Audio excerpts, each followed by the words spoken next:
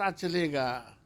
7वां का class pass करने वाला राज्य को चला सकता है, और स्कूल को चलाने के लिए परीक्षा पर परीक्षा जो करना चाहते हैं, 30-40 आदमी को रोड पर से पकड़ के पुलिस बंद किए हुए कि नौकरी तुमको लेना ही पड़ेगा। वो कह रहा है हम नौकरी लेंगे ही नहीं, और उसको थाना में बंद किए हुए है। पैरवी आ रहा था कि छोड़ा दिए, हम नौकरी नहीं लेंगे। ये लोग पकड़ पकड़ के नौकरी दे रहे, कोई नौकरी लेने वाला बच ही नहीं गया है। ये सब पता चलेगा। नियुक्ति करना था अभ्यर्थियों का और नियुक्ति कर दिया शिक्षकों का। हाल होने वाला कह रहा है कि हमारा रिजल्ट निकला नहीं।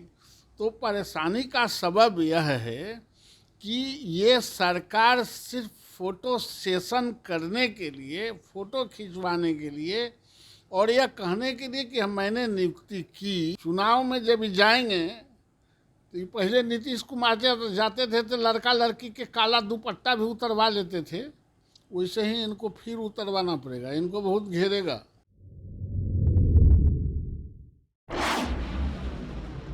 अध्यापक नियुक्ति परीक्षा 2023 समय पर परीक्षा भी ली गई और रिजल्ट भी 7 दिनों के भीतर ही आ गया, लेकिन इसके बावजूद हंगामा बरपा हुआ है। इन सारे मसले पर बात करने के लिए हमारे साथ बीजेपी के वरिष्ठ नेता नवल किशोर यादव मौजूद। हम इनसे जानने की कोशिश करते हैं। समय पर तो रिजल्ट भी आ गया, 60 ये बीपीएससी के चेयरमैन कहते हैं कि 60 दिन से पहले हम रिजल्ट भी जारी कर दिए, लेकिन बीपीएससी के ऑफिस के बाहर लगातार हंगामा हो रहा है।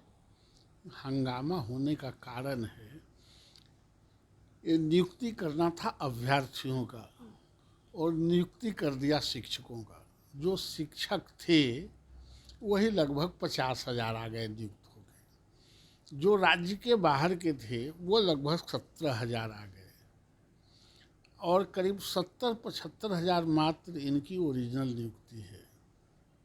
तो बाहर के अभ्यर्थी तो बेचारा टुकुर टुकुर देख रहा है, तो वो हंगामा कर रहा है, उसको पता ही नहीं चल रहा है कि हुआ क्या। इधर ये कह रहा है कि मैंने बहाली कर दी, बहाल होने वाला कह रहा है कि हमारा रिजल्ट निकला नहीं। तो परेशानी का सबब यह है कि ये सरकार सिर्फ फोटो सेशन करने के लिए, फोटो खिंचवाने के लिए और यह कहने के लिए कि मैंने नियुक्ति की, ये काम करे। जैसे इससे पहले पुलिस के वर्दी में पुलिस वाले को नियुक्त पुलिस वाले को ही इन्होंने फिर से दोबारा ये दिया पेपर उनके हाथ में, अपॉइंटमेंट लेटर, और फिर से कर दिया।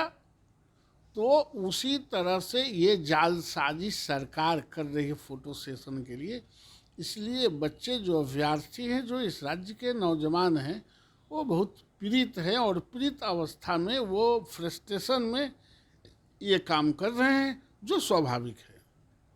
कहीं ये चुनावी स्टंट तो नहीं?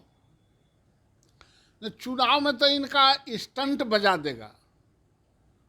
चुनाव में जब जाएंगे तो पहले नीतीश कुमार जाते थे तो लड़का लड़की के काला दुपट्टा भी उतरवा लेते थे, वैसे ही इनको फिर उतरवाना पड़ेगा। इनको बहुत घेरेगा। ये जो जालसाजी कर रहे हैं दोनों मिलके, इनके जालसाजी चलने नहीं देगा। जो पढ़ाई लिखाई किया है, जो पढ़ने वाला आदमी लड़ना भी जानता है, पढ़ाई और लड़ाई साथ ही चलता है।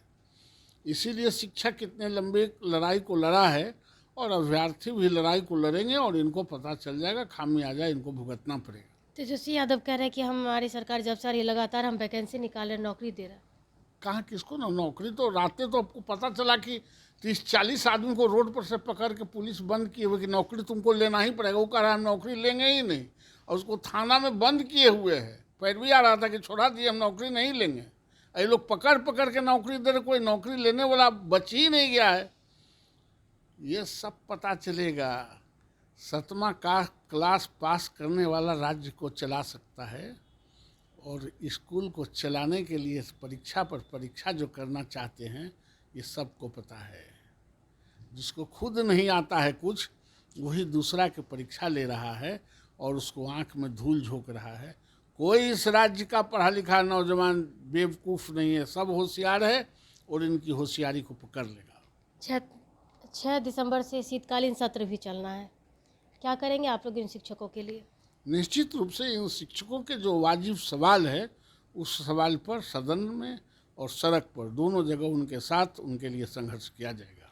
संघर्ष तो आप लोग पिछले बार भी किए थे, 13 जुलाई को जो इतनी बड़ी जनसैलाब आप लोग की आई थी, परिणाम क्या निकला? परिणाम निकला ना कि डर से 7 दिन के अंदर झूठे रिजल्ट निकाला। फरेब ही किया, लेकिन करना पड़ा ना। इनको ठोक ठोक के ठीक कर देंगे। बीजेपी बीजेपी और तमाम जो इस देश, इस राज्य के जो गांव, गरीब, किसान, नौजवान के बच्चों को जो पढ़ाना चाहते हैं, उनके अभिभावक भी इनको ठोक ठोक के ठीक करेंगे। तो देखिए कि सीधा सीधा आरोप लग रहा है सरकार पर कि जालसाजी के तहत नौकरी देने की बातें कर रही है। रिजल्ट जिस तरह से 60 दिनों के भीतर निकाला गया वो कहीं से भी सही नहीं है।